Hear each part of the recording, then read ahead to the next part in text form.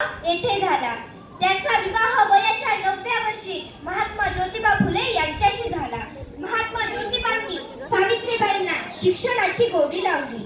महात्मा ज्योतिबांनी सावित्रीबाईंना लिहायला वाचायला शिकवले. सावित्रीबाई व ज्योतिबा फुले यांनी सन 1848 मध्ये पुण्यातील बुधवार पेठेत मुलींसाठी पहिली शाळा काढली. ही खरी स्त्री शिक्षणाची मुहूर्तमेढ ठरली. या शाळेच्या पहिल्या महिला शिक्षिका बनण्याचा मान क्रांतिज्योती सावित्रीबाई फुले यांना मिळाला. क्रांतिज्योती सावित्रीबाई फुले यांना ज्ञानदानाचे कार्य करताना अनेक अडचणी आल्या. अनेक लोकांनी त्यांना खूप त्रास दिला.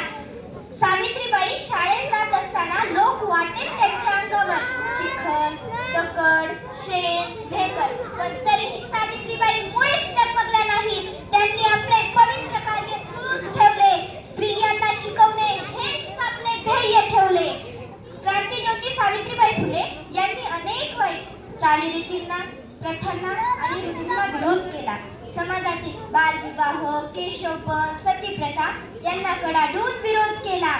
स्त्री शिक्षण ही समाजातील गुरुकिल्ली आहे असा संदेश दिला.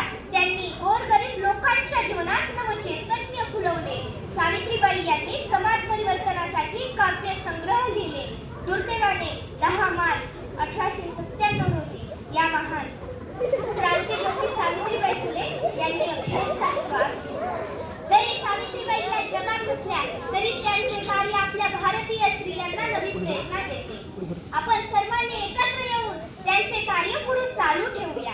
अशा या महान ज्ञानज्योती तसेच क्रांतिज्योती सावित्रीबाई फुले यांना माझे कोटी कोटी प्रणाम. शिक्षण